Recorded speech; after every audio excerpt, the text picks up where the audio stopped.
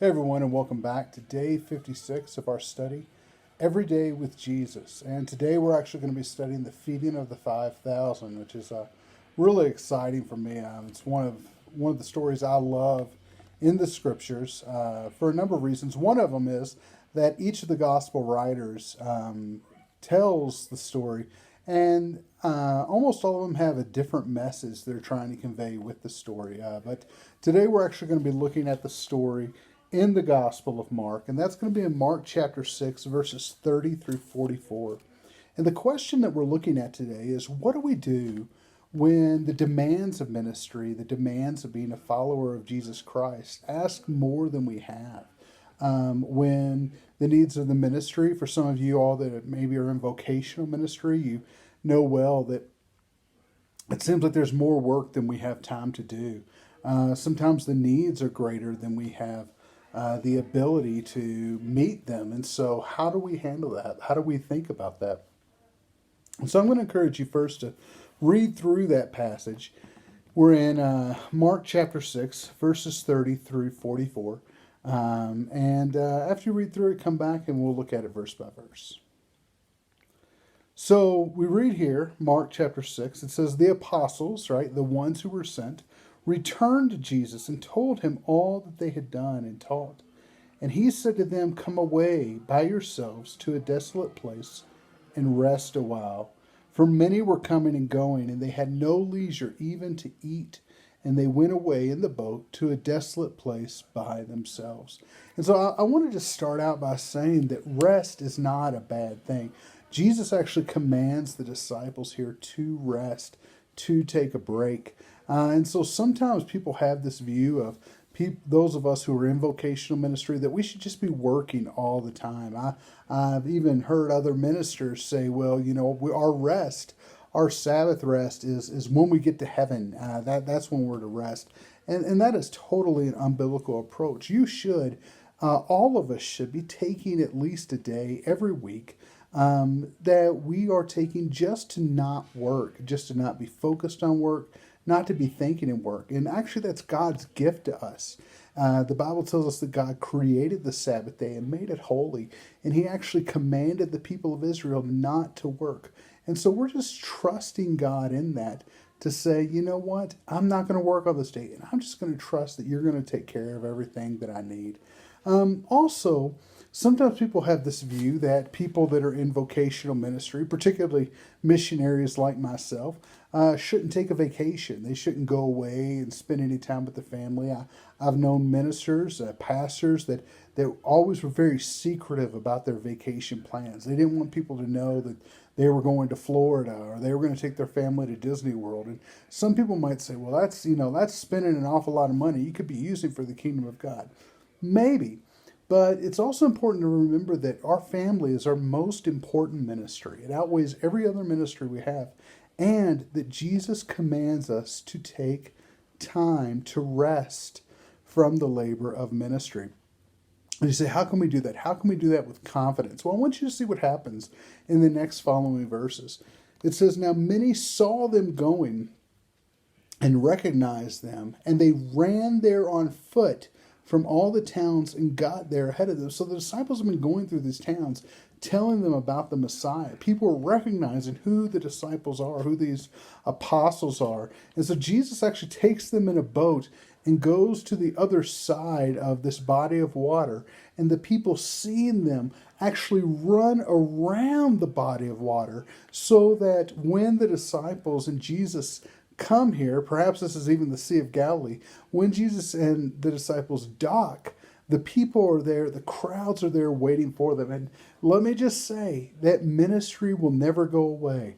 The work of ministry will never go away. The more you do, the more needs to be done. The greater needs. There's always going to be people that have needs that they want you to meet. And it's important to set boundaries for yourself of what you will sacrifice and what you won't sacrifice. And so it says, when he, verse 34, went ashore, he saw a great crowd, and he had compassion on them because they were like sheep without a shepherd. We talked about that a few lessons ago. and he began to teach them many things. Now, do you see what happened? The disciples were exhausted from their work. There was so much, and they could not do it all. So instead of him saying, "Hey guys, come on, let's go a little bit longer. There's some more people. We can't quit work, and we got to do." While that seems noble, Jesus actually steps in himself and begins doing the work of ministry. And I want to say that no matter where you're serving in ministry, there's going to be things you can't do. And I'm going to just encourage you to just say, you know what, Jesus, I don't know what's going to happen with this particular situation. I don't know what's going to happen with these people. I don't know. I can't do the work to help these people. I can't give these people what they need from me. Lord, would you just step in? Would you just step in and do the work here for me where I can't complete it? And this is what Jesus does in this passage. He steps in for the disciples and he begins taking the work on himself. Now remember, he's still a man. This is still exhausting and tiring for him. And so there's going to be times that you're going to need to do this for other people, but there's going to be other times that you just need to let other people do this for you. And there's going to be times that even other people can't do it for you, and you just got to give it to Jesus and let Jesus take care of the work for you. And so for our family, there's a community up there named Plantecho. We can't get to them. We can't bring food to them right now. We're limited on when we can drive. The ministry we were doing out there, we're not able to do. So we're just praying for them and trusting that Jesus will continue the work while we're not able to do it right now. So he began to teach them. And when it grew late, his disciples came to him and said, "This is a desolate place, and the hour is now late. Send them away into the surrounding countryside and villages to buy themselves something to eat." Now notice they see a problem is going to develop. These people are going to get hungry. There's nothing close by, and soon the shops will be closing. So before the shops close, let them go into the towns, let them go to villages so that they will have food. Now the people here, the disciples do have compassion on the people. They're worried about that their physical needs are not going to be met, but they also recognize that they in no way have the power to meet these people's physical needs. Now, look, same situation is once again, there is a need. It's great. The disciples cannot meet it. And so look what Jesus says. It says, "But he answered them," verse 37, "You give them something to eat." And I'm sure they're looking at this and going, "Wait a minute, what are you talking about? How are we going to give them something to eat?" And they said to them, "Shall we go and buy 200 denarii worth of bread and give it to them to eat?" Now, denarius was a day's wage. And so we might imagine this in today's terms. I try to think about, well, based on a minimum wage, it's about $60 a day. So 200 days wage, it's like $12,000. And they're looking at this and they go, if we were to buy food for all of these people to eat, you're talking about $12,000 that we would be spending just on food, just to provide one meal for these people. And look what Jesus says. He says, "How many loaves do you have? Go and see." And when they found out, they said, 5 and 2 fish. So he says, what do you have that you can use for this? Now, I want to be clear on this, is that Jesus is not saying, and this passage is not saying, that Jesus doesn't expect us to do anything. When we're talking about Jesus doing the work of ministry for us, it doesn't mean we're not working also. It doesn't mean we're not sacrificing also. He's saying, I want you to give me everything that you have. Do you see that? He's going to take those 5 loaves and 2 fish, and they don't know what he's going to do with it. Can you imagine there's 5,000 men and their wives and their children sitting around, and he has 5 loaves and 2 fish, and he says, bring that to me. Actually, very interesting. In the Gospel of Matthew, he literally says, give it to me. So he's not saying, hey, you need to do everything in your own power, but you need to take everything you have and just give it to Jesus and say, okay, Jesus, you know what? I don't have enough money to feed all these people, but here's what I have. I'm going to give what I have. I'm going to do what I can, and I'm going to do the best that I can with what you've given me. And so they sat down in groups by hundreds and by fifties. I'm sorry, I skipped ahead. Verse 39, and he commanded them all to sit down in groups on the green grass. Now, the disciples have no idea what Jesus is about to do. He says, tell everybody to sit down. And so they're going and they're commanding everyone to sit down. And they're sitting down in groups of hundreds, in groups of fifties, for 5 loaves and 2 fish. And so you might say, well, why does it mention that they're in hundreds and fifties? Well, they wanted a way to count the people and figure out how many people they had. And so they were, again, organizing them by how many men, by the men in the group, and they were counting those. And it said in verse 41, taking the 5 loaves and the 2 fish, he looked up to heaven and said a blessing. It broke the loaves and gave them to the disciples to set before the people. And he divided the 2 fish among them all. Now, here's what's really interesting to me, is that Jesus does not go out and deliver this food to the people.